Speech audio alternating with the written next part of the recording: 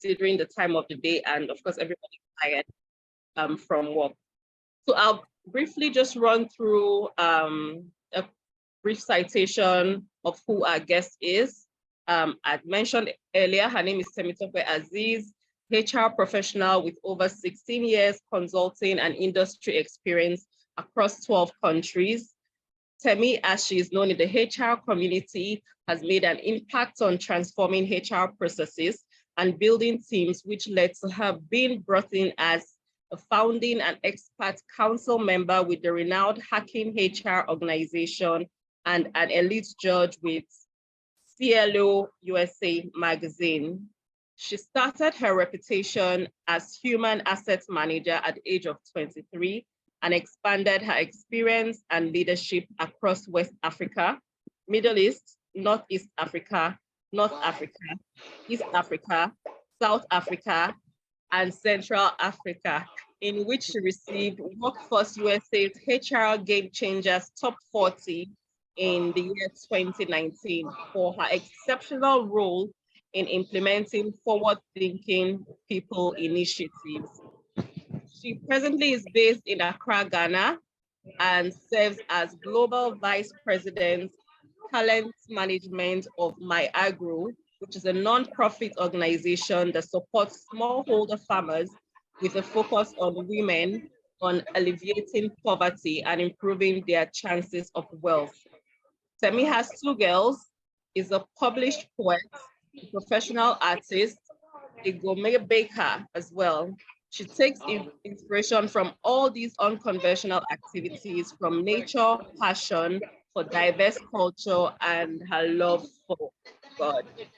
That was a long citation. I thought it was supposed to be short. That was the shortest we could get, considering the caliber of person we have, of God. So I keep saying, so thank you so much for accepting our invitation, especially at short notice too. Yes, we really appreciate you accepting and making the time and even coming in way early, logging in on time. Like, everything has been smooth, and we just want to say thank you very much for joining us. So welcome on board. Thank you for having me. Yes. So like you said, that was a long citation, short in my opinion, because if I really wanted to, I went through your LinkedIn profile, and if I really wanted to quote everything I saw there, I think I'll still be reading till now. So I wanted to just dive in, and my first question to you would be, how did you get into HR? Was it what you always wanted to do, or was it something you stumbled upon and then realized you had a love for it? I think that's a very interesting, once again, I would just like to appreciate the team for bringing me on board. Yes, it's short notice, but it's also a good indication of the fact that you see me as somebody valuable to be part of this.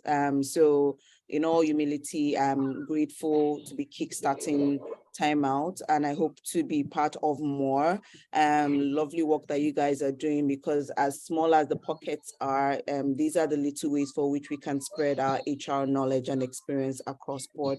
So very happy to be here. Thank you for the privilege to be here.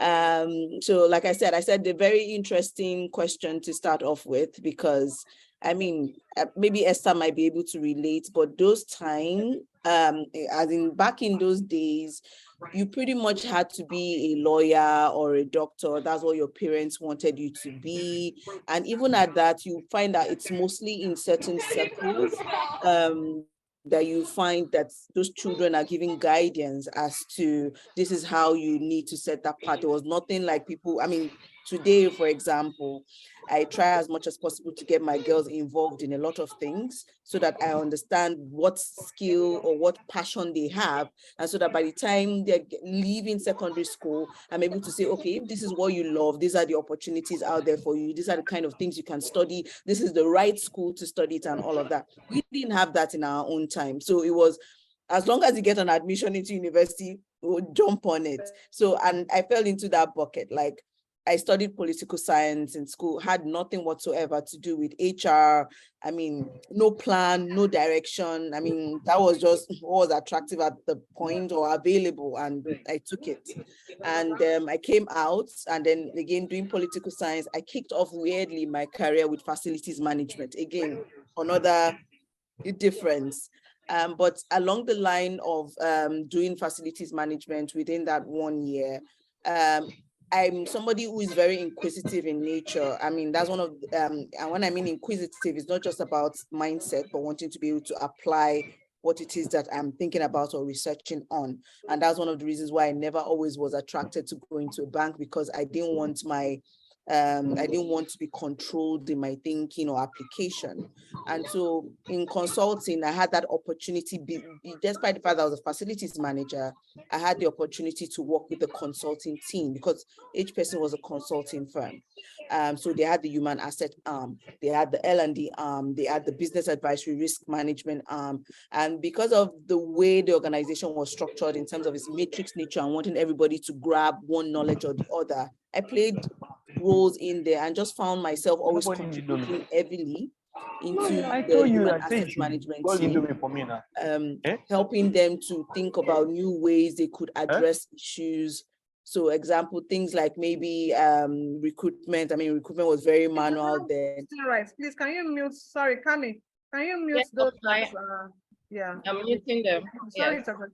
No problem. I was going to actually say that. So contributing to human assets management now became key, because I'm seeing what they're doing. I'm going back and reflecting on, are they sure there's no way that this can be done better? Right then, I wasn't even yet in human asset management. I was still in facilities, but I just felt like I could contribute to helping them improve their job better. And for me, that's always been my passion. I like to develop, I like to support people, I like to help people. So it came out of that.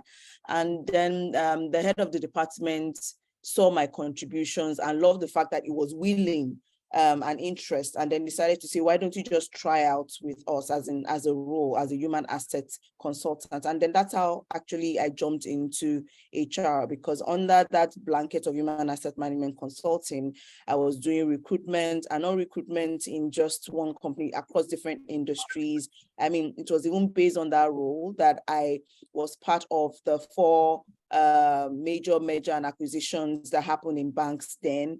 We were the ones that handled their staff audits. I remember those nights. We will be out on the street by 12 a.m. in the middle of the night, 1 a.m., just closing out. In fact, sometimes we would sleep on files. We wouldn't brush our teeth or have our bath for 3 days because we were going through files. It was an experience, but it was an experience that I loved. And contrary to my nature of being introverted, again, like I said, I mean, I just find people interesting, despite the fact that I'm introverted, but I find people interesting. I want to study people. I want to know why they think the way they do, why they do things this way, and then try to see if I can help them out of their rut or help them develop. So that pretty much was how I jumped into HR. It was through the opportunity that was granted to me by the human asset management team in HPSN, and then I started excelling. I was handling building courses for the Learning Academy. I was handling training for different banks. I helped with performance management reviews and setups and frameworks and all of that. And that's pretty much how I found myself in that space. And I loved it. Yeah, very interesting. Now you had mentioned you started off as a trainer, right? Facilities management, so like admin, taking care of the cars, the fleets and building and all of that. Exactly. Then from there, training program officer to HR, talent acquisition management, director of people and culture, HSC, and now global VP talent management. Would you say, how have you been able to, grow or chart your path basically from where you started to where you presently are today? What are the things you did? Like if someone is listening in, for example, and aspires to be where you are today, and then seeing that you've gone through, you have about 20 years of experience from when you started working to now, what advice would you give somebody, for example, do this, don't do that, take these courses, don't take that, go for this certification, this doesn't really hold weight, for example. How have you been able to, make sure that your path. You've been in L&D and HR, throughout. You didn't branch out per se. How have you been able to maintain that path? I think two major things. They might sound quite trivial, but I think they've led to the success of my career path. One is, or in fact, let me say three.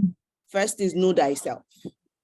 Esther, probably, if she has the opportunity to have shared with you, if she's talked about me, I put a lot of importance in knowing one's self. When you know yourself, you know your strength, your weakness, your capabilities, and then you are able to embrace all of that. And in knowing all of that strengths, capabilities, and weakness, you are able to find your passion. I'm very, very attracted to using the Kigali model to be able to define that there are these things that you like to do that would not attract money. There are other things that you like to do that will attract money, and there are other things that you like to do that don't attract money, but at least would make an impact in society. And with that model, you're able to find what you are passionate about. So the first thing is know thyself. When you know thyself, then you also are able to find out what are you passionate about. And then the third very key thing for me is set a goal and be focused. A lot of people oftentimes kick off their careers without first of all understanding themselves. And because they don't understand themselves, they find themselves in different places because what they're passionate about is not what they're doing. And that's why if they go from job to job, they're jumping and changing career paths sporadically. And that's because there's no clarity on who they are, what they love to do, and then how can they make a job out of that thing and then stay focused on it. I was very, very clear after I found myself and identified the fact that, oh, I tried human capital. I love the aspect of being able to help companies develop and grow their people. And for me, it then sets me on that path to say consulting was a good place really to start because one, I was able to get experience all around. So whether it was from FMCG or banking or insurance or clothing or government parastatals, I actually played in all construction. I played in all those industries because funny enough, how you do recruitment or set performance management or performance reviews or even L&D frameworks is quite different in every industry. So having that industry experience was really helpful. And then there was, of course, by the time you're gathering that experience, then you're also thinking about what will continue to expose me in this experience. And that's when I moved from consulting to industry, because at that particular point in time, I now realized that it wasn't enough that I've gained this knowledge and insight, because what we're doing basically in consulting was handing over these insights and recommendations to people, but we couldn't be players. Yes, we were lucky. Some of the clients would invite you over to implement and see what you're implementing, but generally in consulting, they don't often do that. It's this is our issue.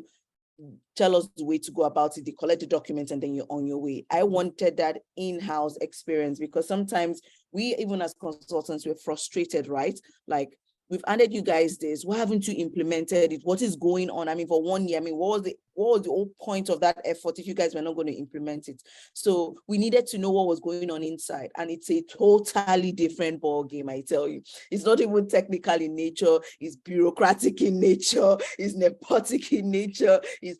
But that was what really has helped me grow. If I was probably still in consulting, I wouldn't earn the title that I've earned right now, probably be a partner or something. That's not what I want, because I would still be stuck in one institution or one type of institution and doling out little advices to companies. I wanted to be able to say, hey, I joined this company and I built this despite understanding the turbulent nature of that. So for me, it was focus. And once I left consulting, I mean, so many organizations in consulting tried to get me back. And I said, no, I have clarity on what I want to achieve, where I am going to. It was quite important to me, so I couldn't come back. And even when I went into the industry, again, still speaking to the fact that I said there has to be clarity, there has to be goal and focus. I was clear on the kind of organizations I wanted to join. Because of that passion of wanting to develop and grow people, I ensured that whatever organization I was going to be going into, it had to be one that was either CSR, social responsibility related. So that is why, I mean, there were so many other organizations that tried to poach me even before Jumia, which was the first industrial brand tattoo, but they were not my intended goal. That wasn't where I wanted to branch out to.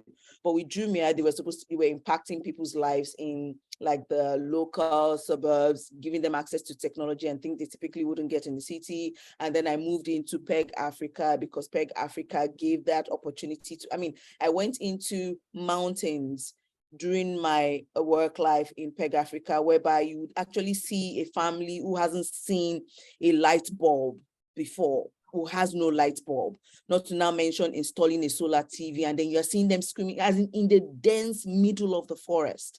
Those were the kind of organizations I wanted to work with. And then that's what also then took me to my agro. Like I said, it's also impacting small older farmers, people who typically can't send their children to school, but want that opportunity to do so, despite the fact that these are the people putting food on our table. They're the ones toiling all day, farming the tomatoes and onions, but yet they don't even get the price benefit for what they're farming because nobody is helping them to understand you can't sell it for this price because if you go to the market, it's a different price. So for me, impact organization. So again, every single step of the way, it's been clear.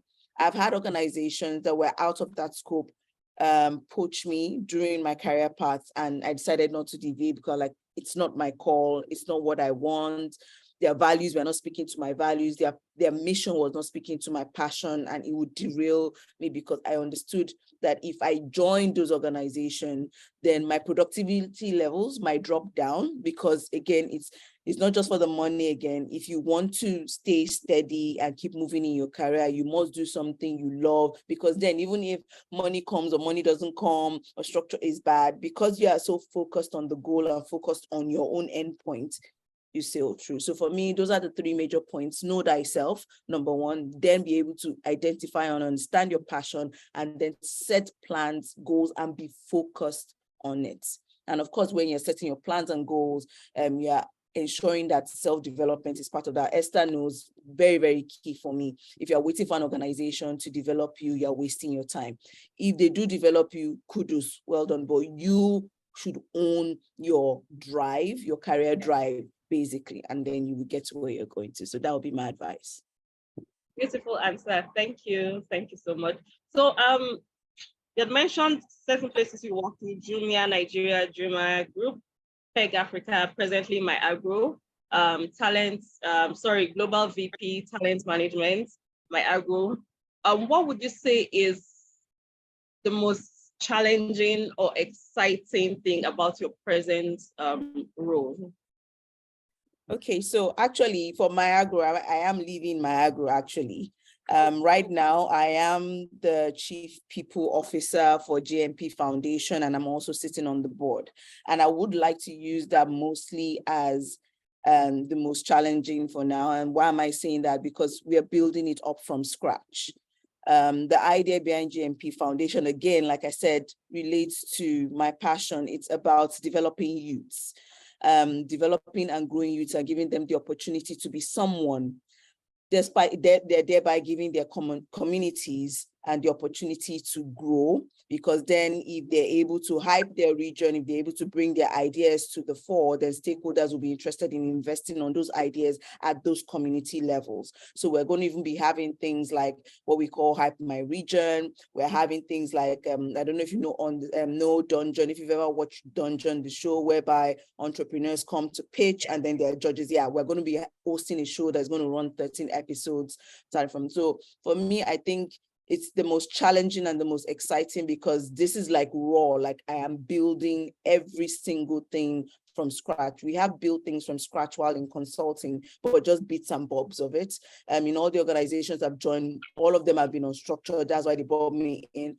So I had to build structure, but again, there was still some sort of foundation to work with. But here, there is no foundation at all. So trying to build that brand, trying to build that voice, trying to build that integrity for people to trust that, oh, you're actually an organization, like you guys are making sense in terms of what you want to do, going out, trying to get sponsors into the ideas. I think it's the most challenging. And I like that idea of being able to mold things the way that they should be. Because another thing that could be frustrating about when you're not able to have a voice or be in control of certain situations is whatever this person says that you do. But when you're able to mold things the way they should be, then that goal of creating that great place to work, then for me personally starts to come into view, because I have a sort of control on that, because I'm sitting on the board and I can say, hey, I've tried this in the past in my experience. This is not going to work.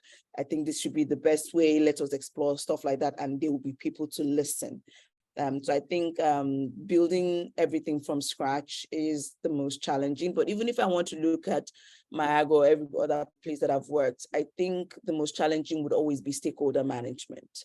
At Jumia, at the highest level of my role in Jumia, I was direct reports. I had 12 HR managers as direct reports. I had 10 HSC managers as direct reports.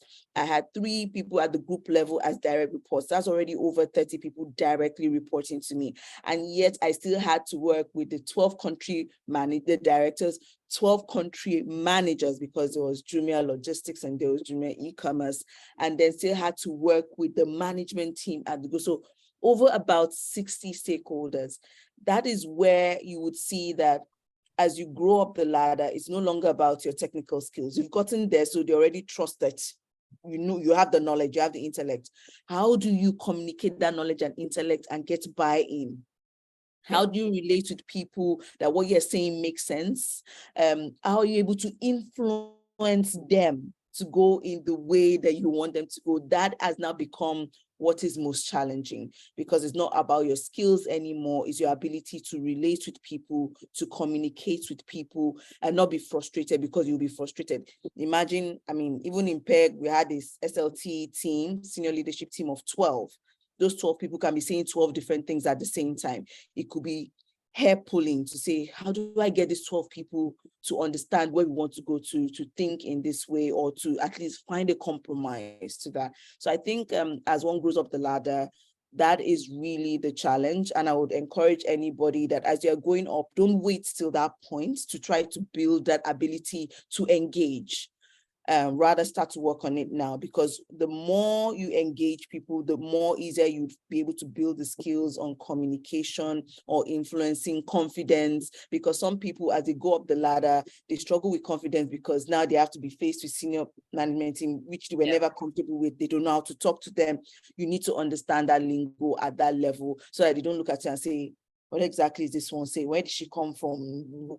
I mean, you need to start to build that up as you go. So relating with people, not being shy, presentation skills, understanding numbers, regardless of whatever department you are, especially HR. HR is known to back office. So that's why oftentimes they don't want us on the board. They don't want us on the management team, because all you know is, I want to recruit, I want to pay salary. You are not able to relay all of those things into the business. Even L&D, I mean, and for me, I feel like there might be complex ways to tie that to business outcomes, but there are also very, very simple ways. It's just that I feel like we don't take the time to think things through. So for example, even if it's tracing, this individual needs to go for a learning program because so far right now, it takes him 5 hours to generate a report that shouldn't take 30 minutes. Note that down. The person goes for that training, comes back, and after 3 months, is taking about 30 minutes to send that report.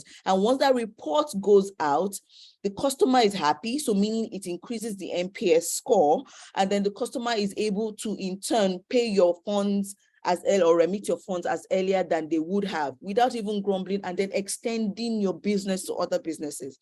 So these are the simple ways that you can even tie, but we fail to do so. Performance metrics, the same thing. Career development or succession plan, the same thing. So that again is another challenge. So I would encourage people to be more HR data driven as they climb up the ladder, more people analytics driven, understand data, love data, work on knowing how to manipulate data that would help the business be able to make decisions. Not qualitative data, but numeric quantitative data, because when you're in a management meeting or a senior leadership or an exco meeting, they are not going to read comments. What they want to see is the numbers.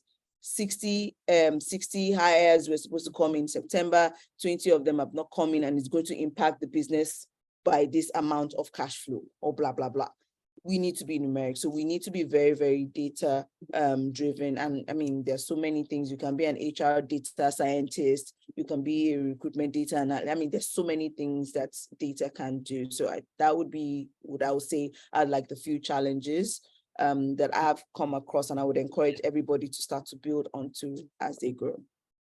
Okay, so in this answer, you've answered like 2 of my questions. That's one of my questions, when you talked about leadership, one of my questions was going to be, what, in your opinion, is the single or 2 most important skill sets or attributes that a leader should have? And you have answered somewhat those already. And then you mentioned HR, so I want to branch, leave you a bit, we'll come back to you and branch into HR. Now, what do you think is the biggest misconception about the HR profession?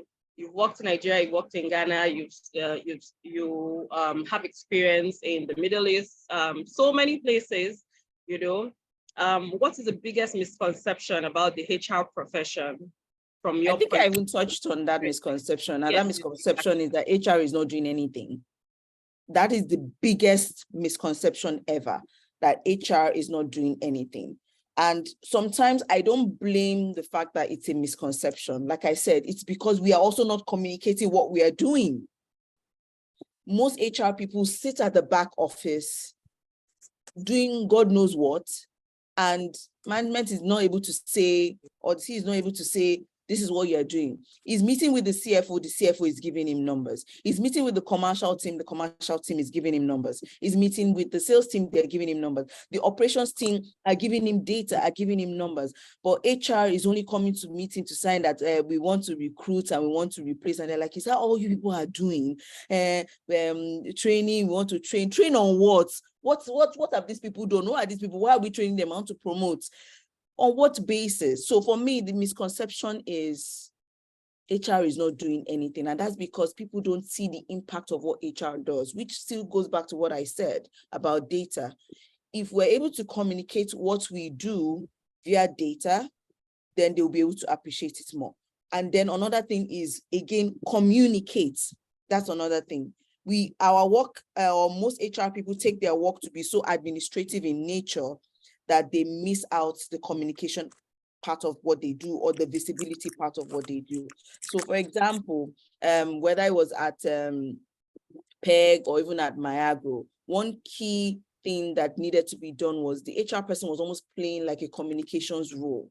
So whether it's during town halls, we owned the town halls. For example, we're setting up the agendas for the town halls, and part of those town halls, you are reaching out to line managers or to people who are supposed to present to say, we need you to come and talk about how your department has performed, blah, blah, this, and how it has impacted people. HR has implemented this solution. Let your people come and testify and say, this is how it has impacted them, or how it has impacted the department or the business. So there was a lot of communication going on.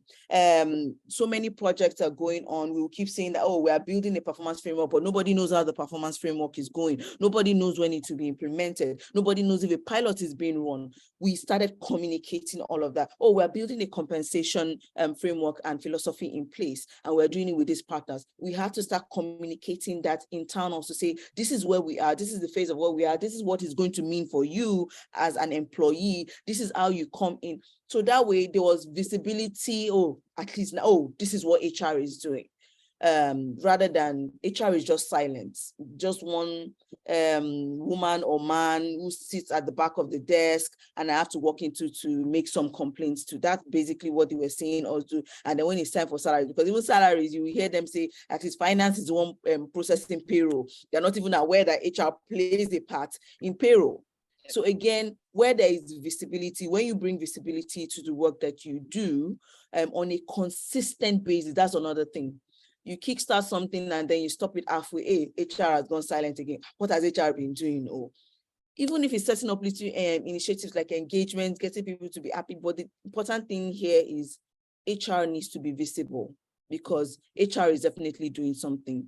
because who is handling recruitment, most of the time, line managers are too busy in the field doing their work. HR is the one recruiting for them. Performance management, line managers, oftentimes, some of them still, even till date, you find them not even able to define what a SMART metric is. HR is the one that jumps in to help them. This is how it is defined. HR is the one that jumps in to help them manage their employee life cycle. Because if not, I mean, in my agro, for almost 2 years before I joined, sales team were not taking performance management. And that's because there was nobody to guide them around. So there's a lot of things that HR is doing. People are getting one skill or the other. In Mayago, for instance, I'm a certified coach, executive coach. I became the internal coach in there. I am my boss. So we were coaching managers that were struggling in new roles and all of that. And we were ensuring that we were communicating this in a report, not only to ESCO, but during our operational reviews and during our town halls to everybody, so that they knew what was going on. Oh, they've seen improvement in these people. It's because of that initiative that HR is putting in place. So I think the biggest misconception is HR is not doing anything, but I don't blame that misconception, because truly we are not communicating what we are doing, because we are doing a lot. We are pretty much the glue that holds people together. I mean, management will say, fire all those people. HR will come and say, okay, it's not like that. So if you fire this person, it will impact this, it will impact that. Why don't we compromise? I mean, there's a lot of things that HR is doing, but if we don't communicate, if we are not visible, and take it besides HR, even any other role, that's one thing that is key for me. And I tell managers to do, even if not in HR alone, that when you have somebody working under you, always give them visibility. Let your own manager see what that individual is doing. Because when it now comes to time for promotion, that's when the manager brings a name forward, they're like, who is this person? I don't know what they've done. When did they join this company? Who? Where? Is she a girl? Is she a woman? Is it a she, him, her? But if there is constant visibility on that individual, maybe during your weekly reports or monthly reports, or even sometimes during town, or rather than you presenting, you tell that person to present, you give that person visibility, and people are like, I remember her, I remember him. And then when it comes to promotions and all those rewards, it's easy. It's an easy conversation because they're aware. So same thing with HR. If we create visibility, then people knows this is what HR does. This is how HR has transformed or changed this aspect of the organization. Okay, so I was going to ask, but you've answered it. What can HR practitioners do better or improve on that is very basic and is not being done? And you've answered that. Communication. I'm very proactive like that. Yes, yeah, you're ahead. Okay, so let's just talk a bit about, we're in 2023. 2020, the world changed basically with the pandemic and the world shut down. Now, if you look at 2020 and to now, how has the workspace changed? And what is most challenging for HR, to manage from the change we've seen now? We see work from home. We see what's the word now? Where you walk in and you can work from home and work hybrid, yeah, hybrid, etc. So what's one or two things would you say was a big blow that from HR point of view, you didn't see coming, and then now you have to come up with strategies on how to manage it to, because people are, there's a quote now, quiet quitting, which have all come up from the pandemic, as well. So what are the challenges that the pandemic threw to the HR profession, and how, from your point of view, is it supposed to be managed better, or is it being managed, or, how can it be improved upon? I think you mentioned one of them, which is the fact that whether we like it or not, it threw us into, I wouldn't say for me, it wasn't unexpected, because I've always been an advocate for just because somebody is in the office doesn't mean the person is working. But in Africa, if they don't see in the office, the belief is that you're not working. So for me, it wasn't shocking to me when we had to shift that, but it was shocking to, I think, most parts of the world. And why I say it wasn't too shocking, the whole hybrid or the whole work from home concept, is because when I joined, at the time this kicked off, I just joined PEG Africa. Most of the things that I was already putting in place before that even happened was like L&D framework that was going to cater to remote learning, for example, because my belief was that the future of learning wasn't supposed to be come to a classroom, sit down, eat bread and fufu, and learn from a facilitator. The quickest and fastest way to learn, in my own opinion, then, is through e-learning. And these were things that we're already adopting in a way. So for me, those were like kind of things that I put in there. We also had another thing that threw a lot of people in the loop was recruitment, for example. That diversity in terms of getting the hands that they wanted, and this time around now, because of the pandemic, they couldn't come into a country or do, I mean, you understand all the rules and regulations that were going around there. So being able to manage remote employees, I think I would say is even the most biggest challenge, and not just the hybrid way of working, because you could be in a country and be hybrid, but I'm talking about remote employees. So whilst we've had remote employees in the past, but at least then it wasn't a big, people really didn't have like maybe remote policies in place, because yes, they were remote, but it wasn't a big deal. It wasn't key. But now the pandemic made us realize that this had come to stay. And the positive side of it was the fact that companies found that they were able to save a lot of costs, like facilities, operating costs. I didn't need to have like a proper office. I mean, even today, even in Ghana, a lot of banks are shutting down to go for agency banking because it's more manageable to manage their facilities cost that way. So for remote workers, the positive side of it was that I could still get that smart guy or girl from India or from the US or from the UK to work with us. The problem was, how do I ensure that they are engaged or they're happy, like the quiet quitting you're talking about? How do we ensure that managers are managing their employees? Because if you have your team members with you in an environment, it's still a bit easier. You guys are seeing yourself from time to time, in most cases, maybe every day, but where you probably would not physically see somebody, because I mean, it's just when the pandemic started going off that people started saying, okay, everybody around the world, team members, let's come together and do a retreat. So now organizations are having, I mean, even in Miago, we're doing that. So we made sure that once every quarter, all management team members that were out of country everywhere would have to come in country so that we could relate with employees. I mean, I had my team scattered across 4 different countries. My boss also is in a different country. So being able to manage people remotely and they don't feel that sense of loss in terms of social interaction, I think has been the most difficult that the pandemic threw at us or threw at HR, because you needed to hire people for the sake of diversity and inclusion. You needed to, and most of the skills you find were really diverse. You needed to be able to manage their pay and everything through PEOs. PEOs are freaking expensive because they are managing, because you don't have an organization in that country. So a PEO is the one that will help you manage their payroll and all of that. And they're quite expensive. Another thing, again, like I mentioned, is learning onboarding.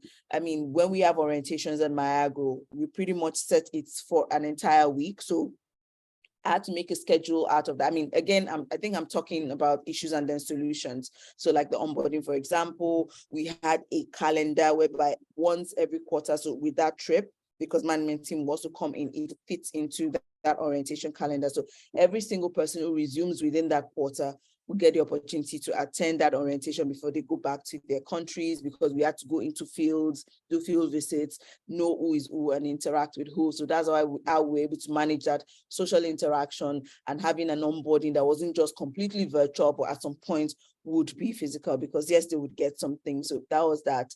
The recruitment side of things, again, like I mentioned, I mean, recruitment would always be, regardless of where anybody is in the world. I don't think it truncated much because people would apply online, but now ensuring that managers were attending to interviews, were scheduling right, because that was another loophole. A lot of managers were not very comfortable to the way we've had to use technology in the past 2 years. I mean, it was because everything was, we are meeting in the office, we're speaking, we're talking, but now everything is practically online. You have to schedule your interviews. You have to understand what scheduling tools to use, like Calendly and the likes. And you have to be able to have your interview templates and fill them online. Personality assessments, nowadays managers have to run it and be able to map it to the role and all of that. Then have those interviews, especially with time zone differences. Those were also issues that came on board. So in fact, that's another key thing, because even in Miagro, so a key role is in a different time zone from us in Africa. So imagine having to manage their task in a way that it still doesn't truncate other people's activities and all of that. So I think it's really that managing remote teams and ensuring, again, like I said, that whether it's the entire life cycle, there's no disruption, there's no loss of sense of belonging. They still feel like I'm part of this organization. I mean, even as little as getting their onboarding like packs and whatever souvenirs, sending it out to them, getting it posted to them, regardless of wherever they were in the world, it really made a lot of difference. Like going to answer the door and then receiving the post, like, I mean, I didn't physically have to be there to receive this. It felt good and all of that. So having those greet and meets, still being online, lots of engagement had to then start happening during meetings because you're staring at the screen 24/7 now. So we had to reinvent a lot of engagement activities just to get people to be active on meetings. Also manage meetings as well, to say there are specific days for recruitment and time slots for recruitment. There are specific focus times. For example, we had Focus Friday. I would not take any meetings on Friday. So even if you applied for a meeting, it would bounce back to you. Some people had times for planning. I mean, we had to start teaching even managers. I had to create a manager toolkit, specifically a section on managing remote teams, because that was really the crux of what the pandemic threw at us.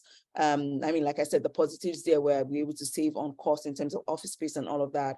But managing remote teams really was key, because even things like HSC, now they are HSC policies, because there's what we're calling the home office, because now my home is actually my office. So being able to instruct an employee to say, do you have the right desk? Do you have the right chair? Do you have your work tools placed the way they should be properly? Noise reduction, because I mean, for someone like me that has children, do you have a specific room? I mean, these were things that then had to become a norm, because especially if you want the skills that you want and the person is like, oh, I can't leave my own country because of this and that, a lot of policies started coming out in terms of how to manage specifically remote employees. I think that would be the most biggest challenge. So having remote policies in place, because we have to be flexible. The way the world is going, the kind of knowledge and intellect that we need, we can't say, oh, because we're going to look for, I mean, you were not even going to find all the skills you want in one area. That's one thing, again, that I've realized. That diversity is really important in terms of how people think and what they can bring to the table. So is working the organization around the kind of policies it can have to manage employees. And we had a lot of that. Like I said, onboarding was both virtual and physical. We had people's souvenirs and stuff delivered to them. When we are doing, we have employee recognition activities that were going on. And even for those that maybe are like in the US, they got their raffle wins through a gift card. The ones that are applicable in Africa were applicable in Africa. So we pretty much had to make everything hybrid. Policies were hybrid. Processes became hybrid. So to speak. So I think that pretty much is it. It's really managing a remote workforce.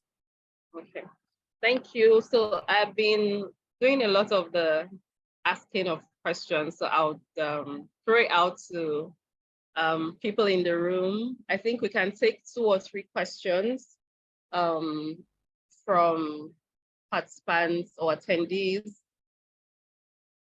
So this is an open session. Anybody that has a question for Temi? Yes, Adeni Ajani, please go ahead. Your hand came up first. Okay, thanks for the presentation, but I want to ask the question. There's usually this tussle between who should pay salary. Is it finance or HR? I know there is no clear cut. Some companies, HR, maybe they have a compensation that pay salary, but there's in some companies they have finance that pay salary. What is your view? Okay, I think from my experience and how it works, they work in tandem. So at the end of the day, who is managing the books? Who is managing cash in and cash out? It's finance. So clearly for me, finance has to execute the actual payment of salaries. But who processes the payroll? I think it should be HR. Why do I say that? Depending on the organization that you're working with, at least for the organizations I've worked with, HR is the one that has most up-to-date employee information. HR is the one that knows somebody who has been hired. Remember, finance, all they're doing is money has come in today, money has gone out today, and pretty much follow instruction on what do I need to pay, what do I not need to pay. But in terms of when it comes to things like employee information, HR is the one that knows who was hired today, who is going to be hired next tomorrow, and blah, blah, blah. So they have that information. They are the ones collecting employee information on payments. They are the ones who are at least in collation of everybody's performance management metrics.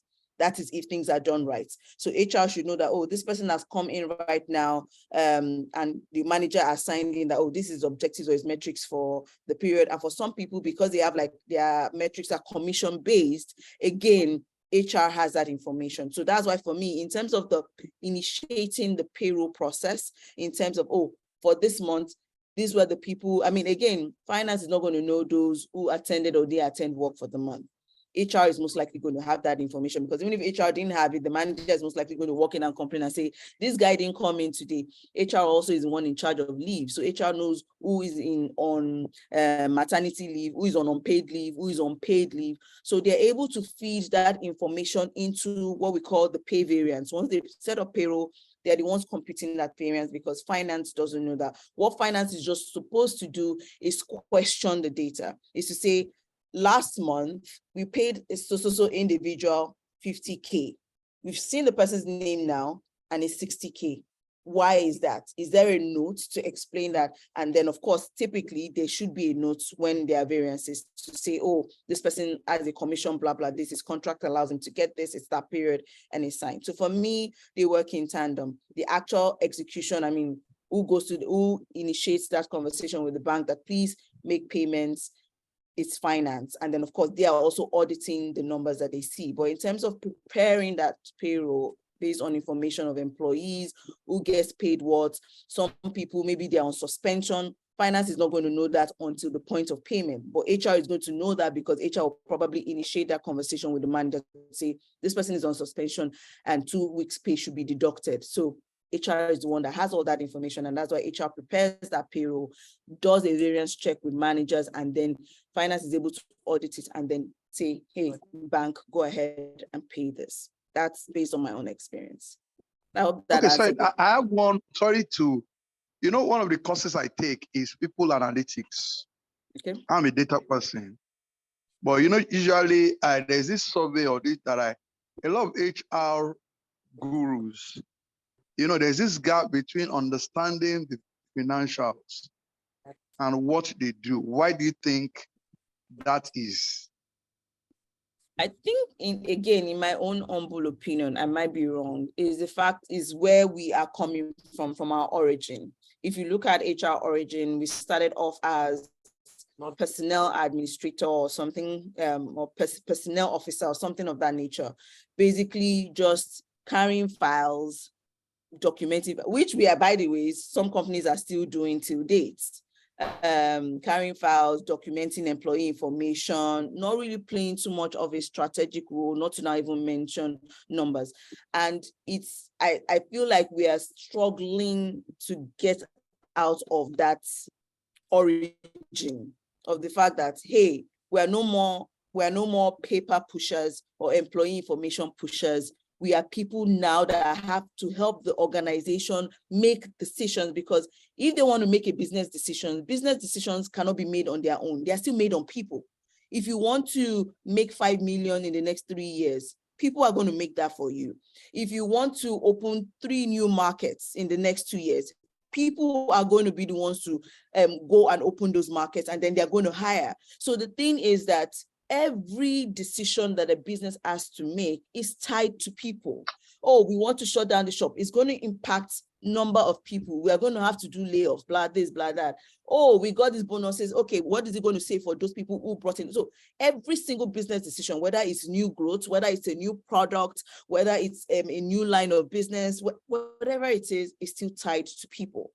And if we understand that commercialization of people, then we need to come out as HR to then understand that we shouldn't be speaking to people, we shouldn't be speaking people as just names. we should be able to speak people as numbers. And I feel like that is where we're struggling, and that is because of where we're coming from. We were never used to numbers. Even in school, when you study international relations or anything HR related, they're not teaching you anything on numbers, and that is the truth, except if the university dynamics has changed today, but because it's only in like MBAs, and that's because it's supposed to be like a general helping you to understand how to manage business. Because for my MBA HR, for example, we had to do finance.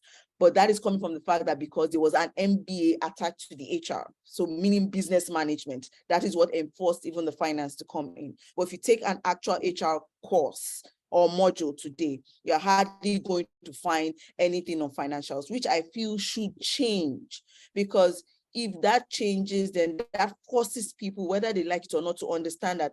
Same with the data I'm talking about. People just feel like I have an Excel sheet with, some people can't even still, some HR people can't still even play with formulas or do forecasting, even people forecasting, not even numbers.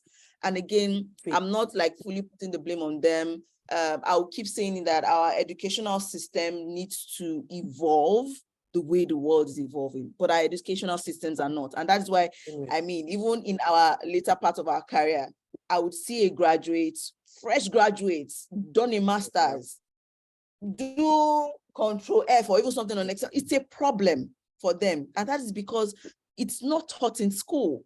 So organizations are now having to teach that anew. And that is why these days, what some organizations are doing are partnering with universities to say, we want people for internships, and these are the things we expect them to learn. Some organizations are even partnering to support curriculum building. I know IBM and Accenture at some point were doing it, where it came to data, where they were helping universities develop curriculum on data, HR, data analytics and stuff like that, because we've seen that it's important to the business, and the school system was totally missing that out.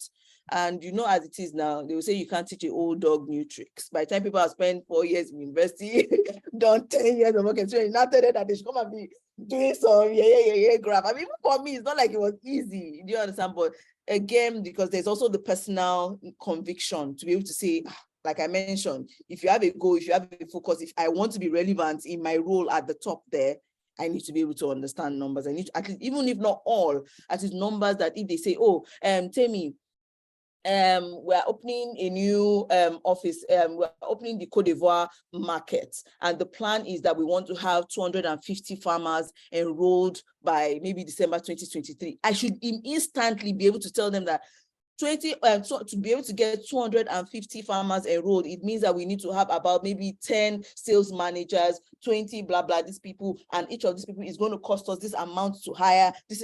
You should be able to start speaking that to that data number, because again, like I said, there's no business decision that is without people, except if it's machines that are going to go and do the job there, which people are still the one running the machines.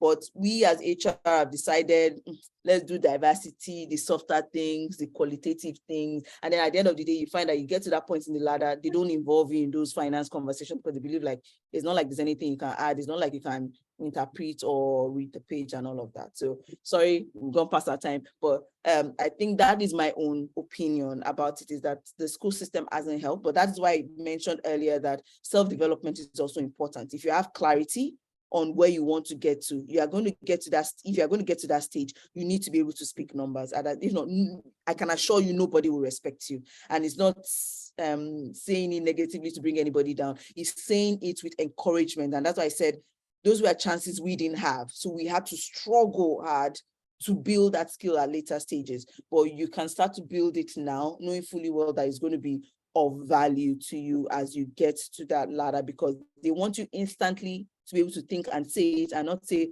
I have to go back and spend like 1 month to think about that and play, and then rush and go and meet finance. Finance, please, can you help me compute this together? And that's why they're very comfortable with finance. Some finance people, some CFOs manage HR. If you check some organizations, they manage HR, and that's because for them, the CFO was able to speak people and speak numbers to them. So that's why they're comfortable. You now see HR director, you now see people, and you be like, you could have been there and having your role separately if you could speak those numbers. So that's my own 2 cents. Thank you so much for the question and beautiful answer. Now, I'm sorry, Temi, we'll just take a bit more of your time. We have a question in the chat that says, please, what HR tools can you recommend for talent management?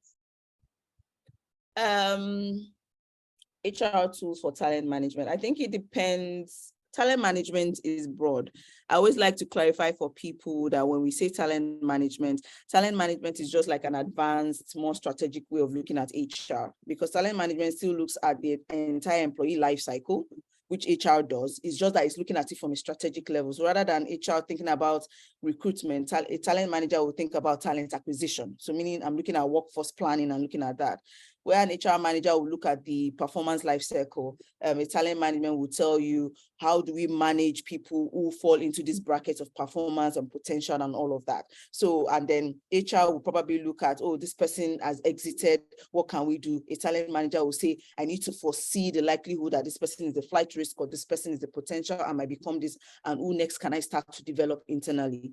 So that really is the difference. So if you're looking at tools, I think it's most important, what are you trying to address? So if you're trying to look at things like what kind of softwares would help you with, like maybe a performance grid, a 9-box performance grid, or help you be able to map easy competencies to people growing in the organization. There are a lot of that. There is Chronos there. Chronos helps with that. I know that SAP also helps with that, although SAP is quite expensive.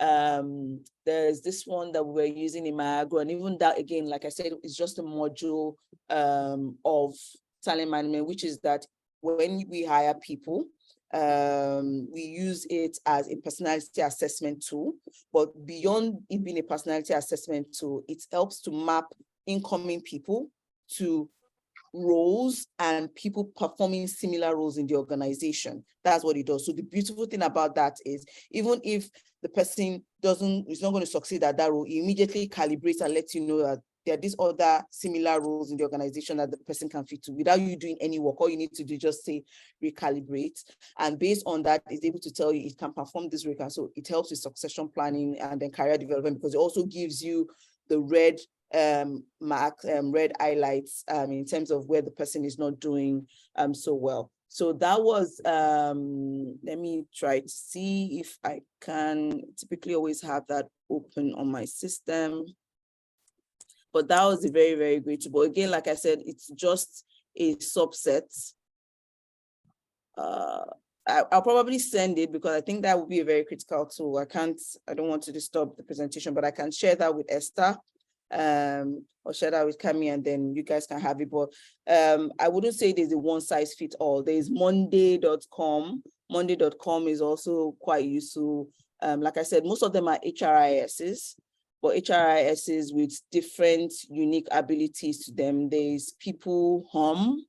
People Home is just starting new, so they are not so expensive. It's about, I think, like $2 per employee or thereabout, and they have lots of those aspects. Again, like I said, depending on what you're trying to address really in talent management, because performance management still sits on that. I think what might be key that you might be needing that really differentiates an HRIS from a talent management tool is one that would help you with mapping competencies to individuals. How are they improving on their competencies? When they take learning courses, have their competencies increased? And then it's showing you, oh, this person is now a high performance, high potential.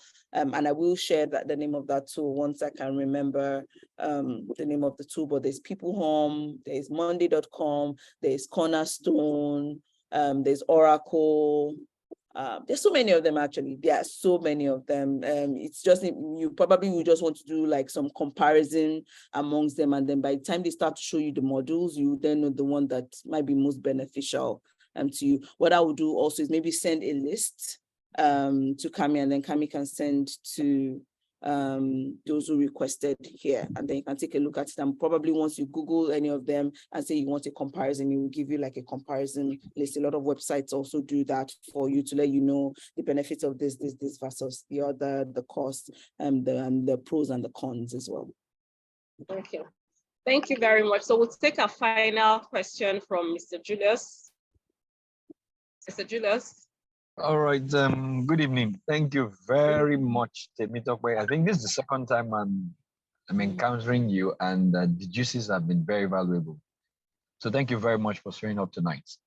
Thank you. And my question is simply, what has been your experience with competency gaps with respect to the regions which you have worked? Like, for instance, I believe solely that while education might be even, then the competency gaps in regions also differ. Like what you will experience somewhere in Cote d'Ivoire, in Ghana, in Nigeria, of course, that, and you have managers managing the same project within these regions. And then, like I have heard you, like this is the second time I heard you mentioning the manager's toolkit, and I seem to be very interested in that. Now, how they are able to perform, you understand, to achieve the organization's objective, you understand, despite the competency gaps, how you manage that. Then secondly, I know that your role has been that which is a lot data driven. Now, in clients like ours, where we can really say that we have 100% certainty or guarantee about maybe internet facilities and all that. How do you manage those hitches in meeting your set goals and targets? Then lastly, thank God for how you have been able to grow through the ranks. At least you sit in some boards right now.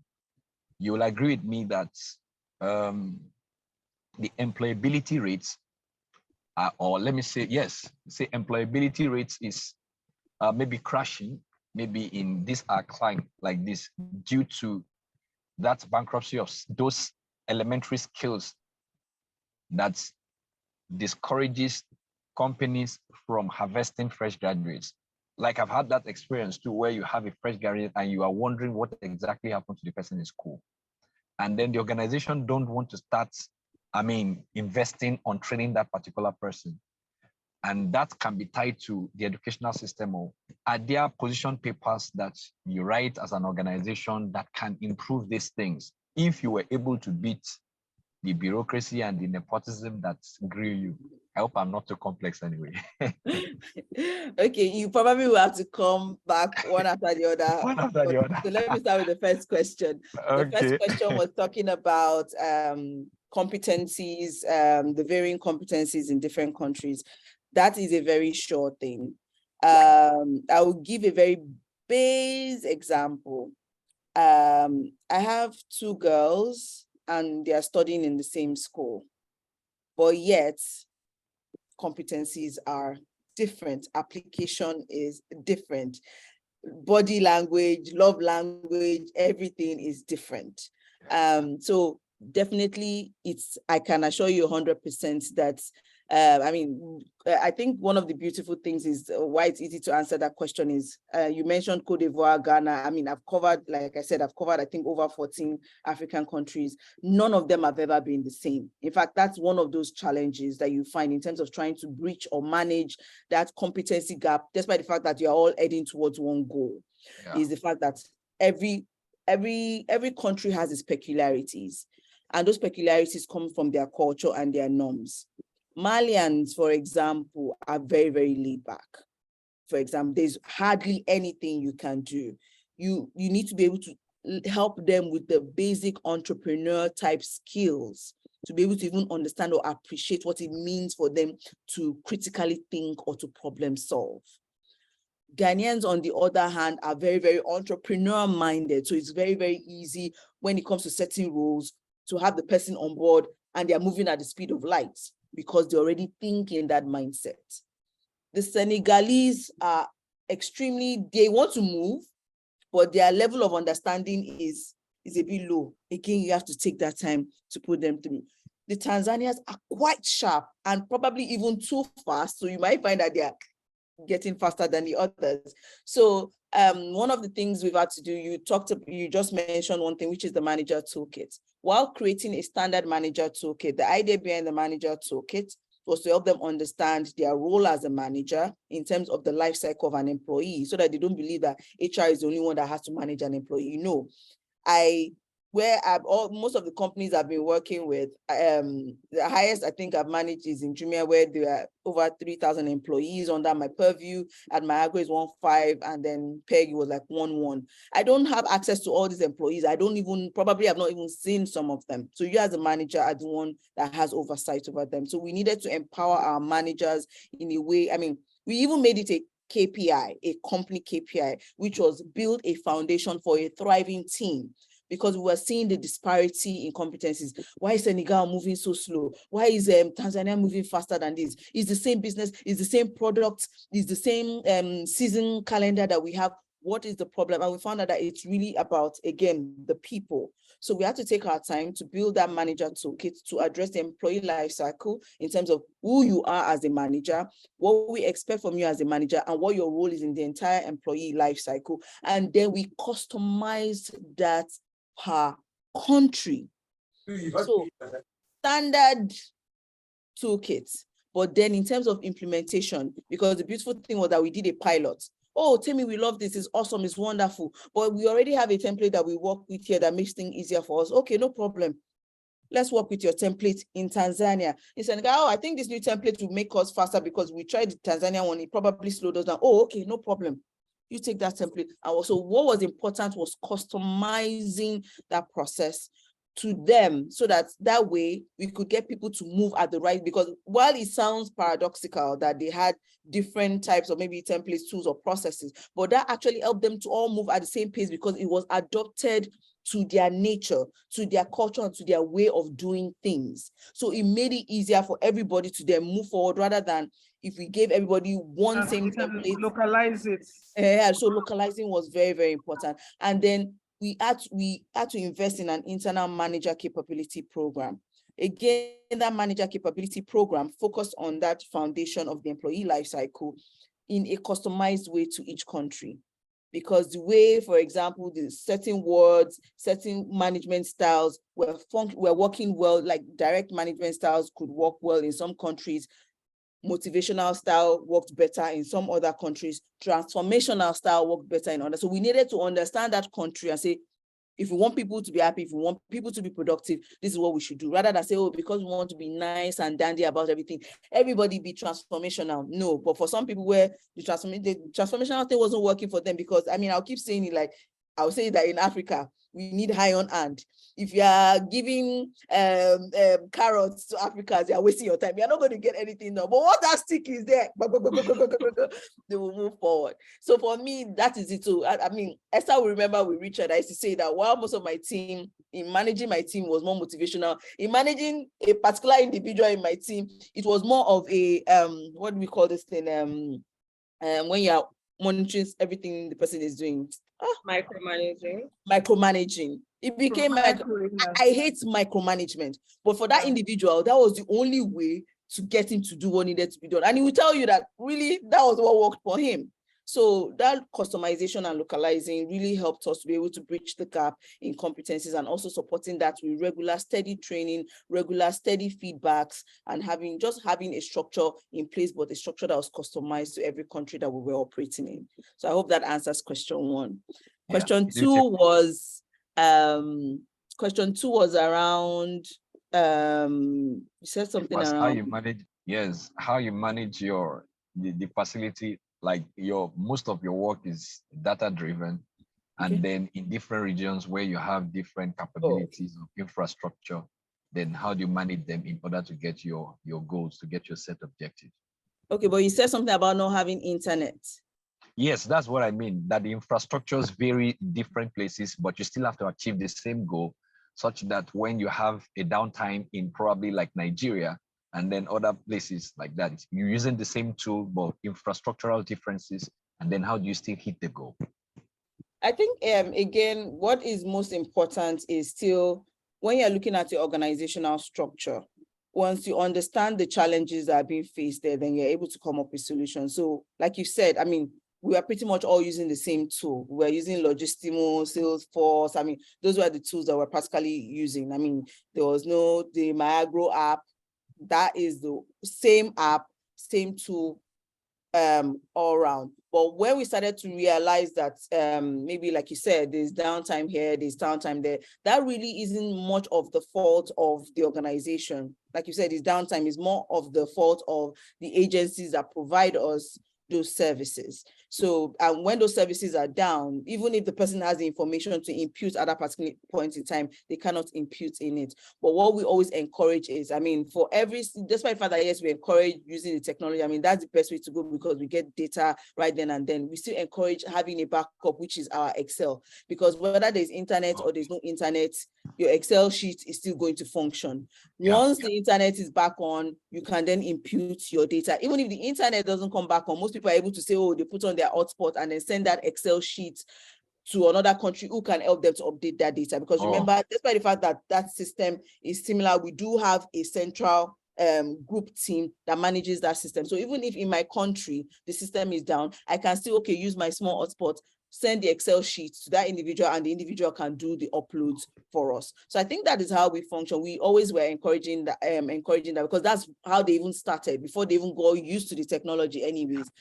Because the kind of people that we are even working with, remember that some of them are not really very illiterate. A lot of them are like people in the field. So it was tough for them to get used to the technology, even though it was like a mobile app. So they were already used to that idea of Excel. So once the app was running, we said, don't throw away your Excels, still use them so that they serve as backup, because even for their meetings, they can still use the information for their meeting. They're not going to be opening the app to check, oh, this customer or this the Excel still has that information. And the beautiful thing about Excel is that if you have the CSV format that the app requires you to upload with, even if you fill it in there, it's not like you have to type in one by one into the mobile app. You just upload that CSV file. So we just try to make sense of that by recognizing early on that not do away with that model they were using before, but just to find a way to integrate it. Even if that's easier for them, just do it, because just with the click of a button, they can upload the CSV file and to populate the information for them. And where there may be tiny gaps of information, they can use it, and then you can use that information ready. And so that's how we manage it, by not throwing away the Excel way and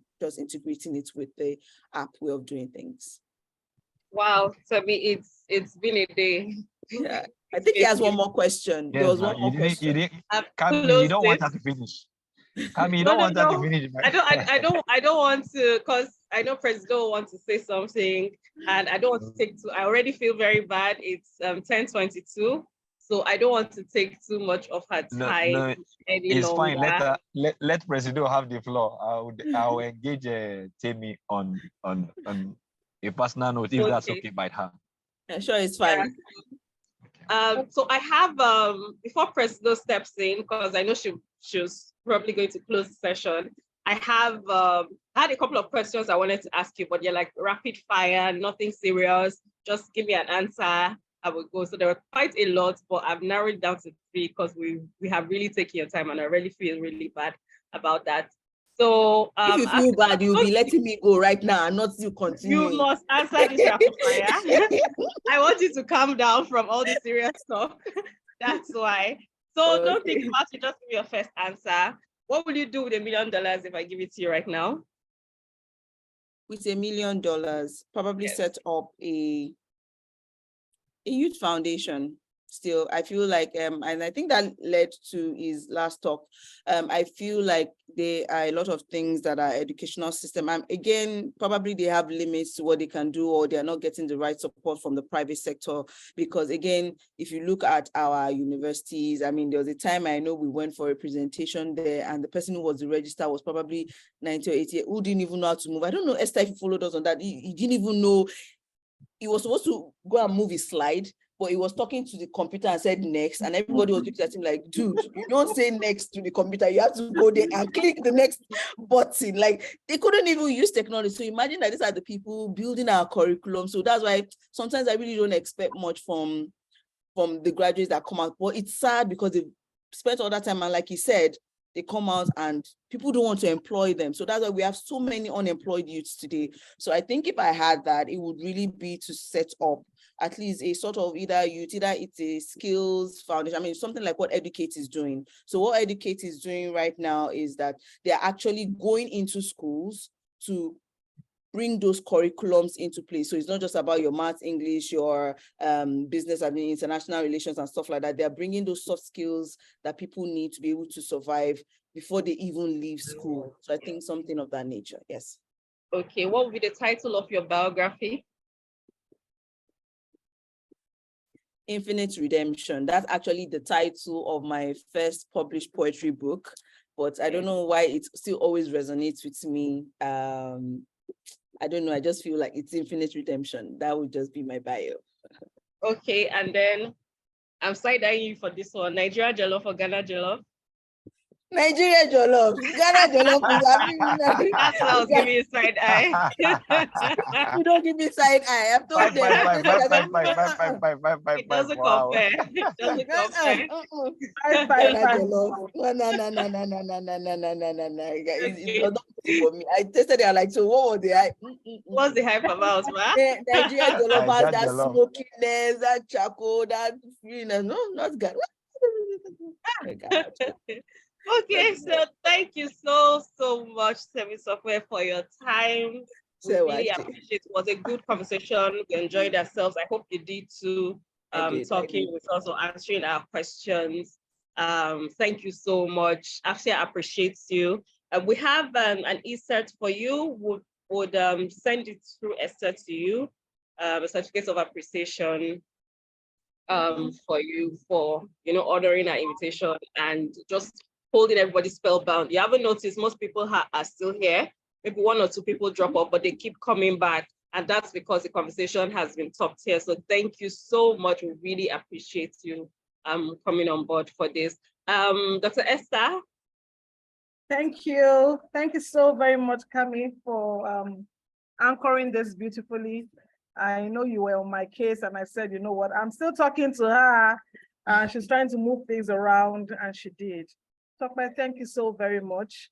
You know, I love you. I don't take you for granted. I resisted the temptation to say anything about her at the beginning because she would say, Esther, why? Yes. You know, but she said some things and that's the truth.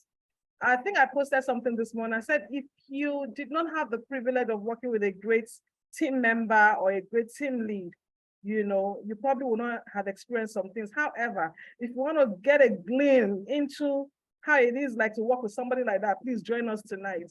And that's who you are to me, Tope. Tope is this what you have seen. When they say somebody not remain somewhere, as in, this is who she is. She doesn't form. I mean, Kami, I don't know if you've met her before. I'm sure she had left before you came to Phillips Consulting for that training where we met. Yes. I think she had left, you know, but this is Tope. Tope would break it down for you. Tope would project you, and I'm glad she touched on it. She doesn't believe that you're working in my team and then I should be the one doing all the talk. As a matter of fact, she would rather sit down in one spot and get up only to ease herself or go for lunch and stay back there. Am I correct, Tope? That is how she would work, right? She would rather you go, Esther, take it. You are the one that did it. Go there, go and present it and all that. So that's kind of person she is. So I'm not surprised. I'm not surprised at how she has kind of grown and, you know, gone up the ladder. I'm also not surprised that she was able to move things around and still show up. That's who she is. So I think I want to encourage us that, you know, so people ask me that, how do you cope? How do you do this? You do that, and you combine all. That's the environment where we were working. I mean, would work. And so she didn't say she was micromanaging me because she didn't have to outpush myself. And then she would say, Esther, I know that you're going to do it. Even to the nights, we are separate, but we're working and we're submitting and sharing documents through the night. You know, I was sharing with someone, I think it was today, I'm coaching someone, an intern that resumed with me yesterday. And I said, the system we're working with, and Julius, I also said this to Temitope, Ola, Switzerland. We had a meeting today. So I said, you know what?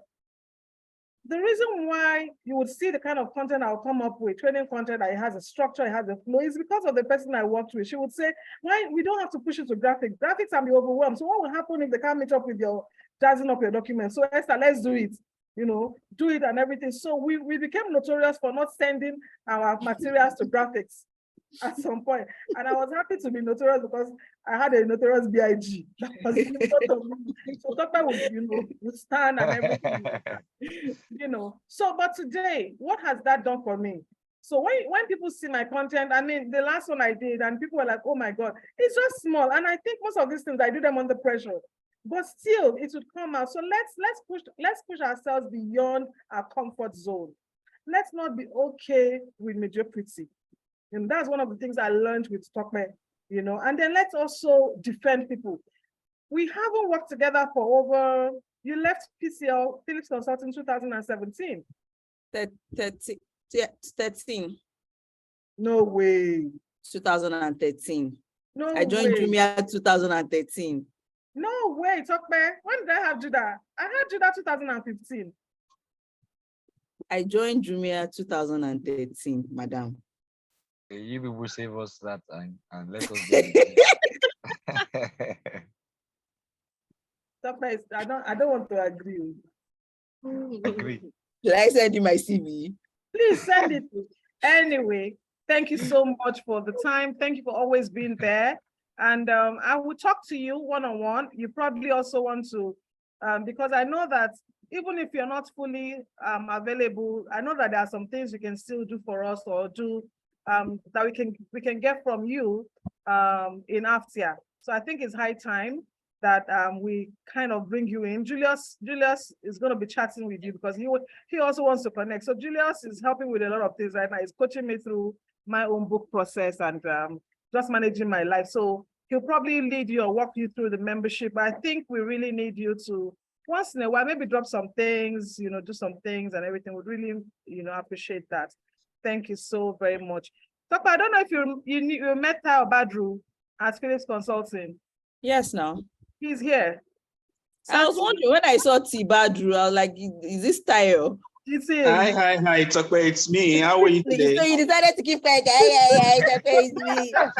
Something just said, because there are not so many Badrus. I know. I said, could it be Tayo Badru? But I didn't see a face. It's me, and nice to see you again. It's been quite a while.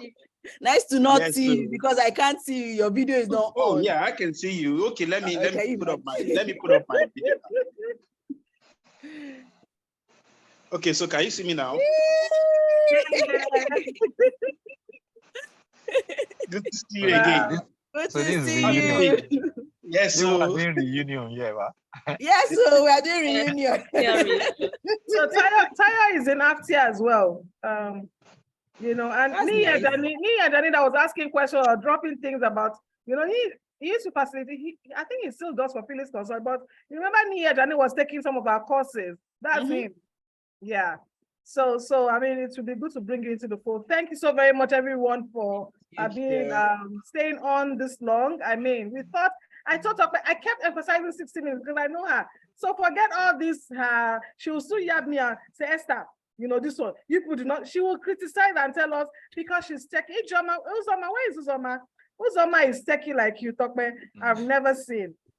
Uzoma will be like, we didn't do this one. The flash should be like this. We should go on social media. I say, this is another thing Tokme in my life now.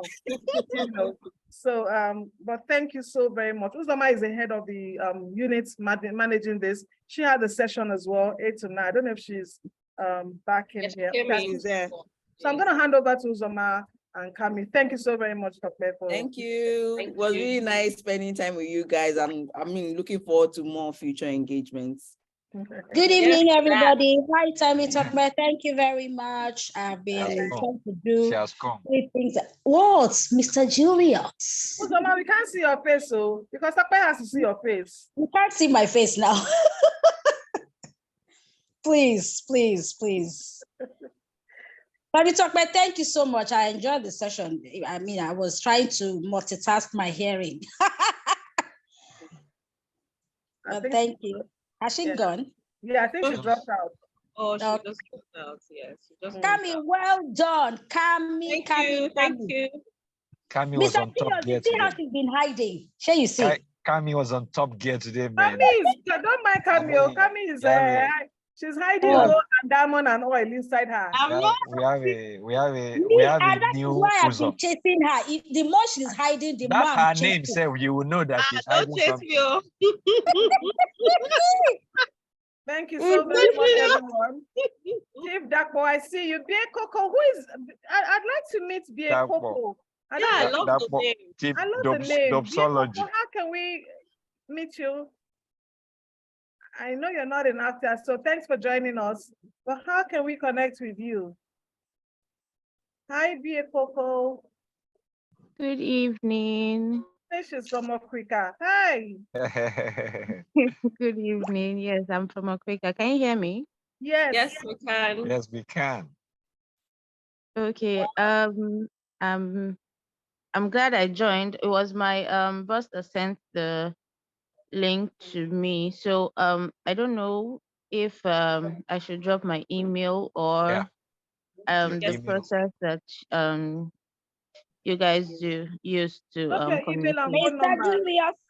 Yes, Okay. your email and phone number will do. Thank you. Thank you for joining us, BA Coco. Yes, so I'll take it further BA from is there. the short form for something longer, right? Yes, Yeah, it's actually maybe Biebele. It's what? Sorry. Biebele. Oh, BA Bele. Oh, I'm Yeah. familiar with BA Bele. So BA Yeah, Bele. Biebele is Yeah, Calabari. Okay. Yeah. Thank you Wow. for joining us, and we hope to see you in Asia sooner than later. Very soon. Wow. Definitely. Chief, Kami, that's what we Kami, tell whose turn you. is it? Kami, whose turn is it for April? Good evening, everyone. For Sir. The eagle has landed. Hey, D for Dapsology. The eagle has landed. And thank you to everyone who acted Kami. Thank you very much. You can say that again. Absolutely. I'm hiding. She You don't are hide. no longer I hiding. knew- I Goldfish knew has she no hiding was place. hiding, You and I are a was chasing her. I'm goldfish. hiding. Goldfish has no hiding place. I am But- a black fish. But funny enough, oh, that's how many people are in Afghan. Everybody will just be doing as if there's nothing. We have to Please. bring them out. Unearth them. Yeah. In fact, let me gist you guys. Let me give you guys like a brief gist. You see this spotlight thing we do. Kami, if you remember, one of the people we are nominated for that first Yes. one, Ward Yes. Oyindamola. I don't know whether she Yes. was afraid. I don't know what she thought it was. She was apologizing to me. She was saying, "I'm so sorry, I've been quiet. Please, I'll be active now. Please." I said, no, the spotlighting is not a punishment. We're not using it to punish people. If anything, we're using it to encourage like people.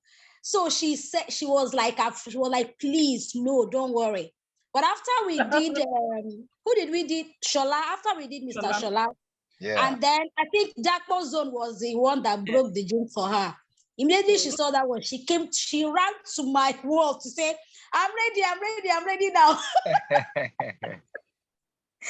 So that's how we'll be bringing people out one after the other in that place. Kami People are just Kami did very great. She did well.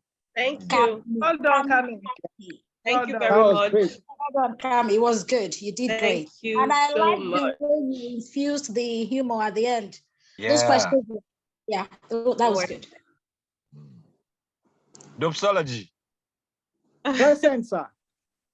You want back catch? Catch me. Okay, everyone, permission to follow. I need to read up on my coaching class. Hey! Coming. Meanwhile, Presido has been on fire in the writing Wait. challenge. She's not laughing. Okay. She's not Okay. smiling. Why would she not smile? Why would she smile? Presido is not smiling in this book writing challenge. Hey, I cannot smile, oh. I'm so Presido proud. that is collecting coaching here, right, price and center. Her life is coachified right now. Ah, Very, Yes, very oh. coachified though. ah, She needs it, I beg. She needs this. in fact. Please, Dr. please, Esther so for much. president. grab as many as you can. Dr. All right. Esther for Thanks, president. everyone. Good night. All Have right. a wonderful night, Everyone. friends. Thank you, You Bieko. too. So All Is right. Dare still here? So Bie Coco, I'll get in touch with you. Dare, why are you silent? I'm Still. introverted. You have drained him. You have drained him. Powerful people have introverted. You have drained him. You drained him. Powerful people have bring people introverted. out. Oh. Larry, are you powerfully introverted? I am. I'm powerfully introverted. Powerful people have introverted. How come we see Onome and the rest of them this night? Okay, there's no problem. We'll go and Jay influence is them. always on the move. I'm seeing. No, don't mind me. It's not every time that I'm on the move. It's just that it's better for me to leave them inside that house and come and sit down inside the car. This car is Mr. Julius's training room. That's my home office. That's my home office. Is his virtual office. My virtual work. Once I lock myself inside like that, everybody. You see why Americans will take a trailer and convert it into a home. What are you talking about? Okay. Yes, decorate and everything they have office. is inside. They're on the road, they are moving they are living their life. Oh. That's just Nice it. to see you guys. All right. Well done. Just Well like done. on the Permission to fall out. Thank you so Okay. much. Kami Thank can you. let down her hair and clean her face. No, March has not Oh, no. finished. March has not finished though. There's Mine no has just makeup started. on my face, so Are you seeing? Wow. With this Man. lipstick, It's a natural beauty. Wow. with this my lipstick, God. with this Wow, lipstick, there's this no is makeup. beautiful. no. Okay, so just lipstick, but I really don't Oh, have can any. you see now? You see it, ma? Just Julius, I actually even forgot Just I had lipstick. lipstick. Junior, on, no, but I leave me. do have No, lipstick. leave me. Lady, Maybe it's but I because don't you have didn't lipstick. wear, She you doesn't didn't have wear makeup. makeup. That's why you didn't show your face. No, wahala, don't worry. is it Don't me? mind her. Yes. After she has Wait. gone to drive people, she has No, done. let me tell you why I'm not showing my face. I'm tired. Like I'm Yeah. very tired. It's been a Don't worry. Go and rub your foundation. When you rub your foundation. Use your Junior, cleanser. you dey find trouble. No People know comments. People know say you dey find trouble. Gary did not hear that. Very quiet and valuable. That's all. Akoko, Permission CNN. to fall out. Oh. You've been falling out since the Thank you, president. President have been asking for this permission for That's Nigeria for you. I'm coming. They are there. She has fallen out like 5 times. I'm Some of coming. you- They go. You see there. Now They she has go. gone. You know, Oh no, she's still here. I'm enjoying the gist and I want to go. And you people are continuing the gist without me. Okay, good night. I Don't worry. realize. Don't worry. When I go, everybody will go. Bye bye you. All right, guys. Have a good Okay, evening. bye. Good Have a night. great Thank you, evening, everybody. everyone. Bye. Bye bye. Bye.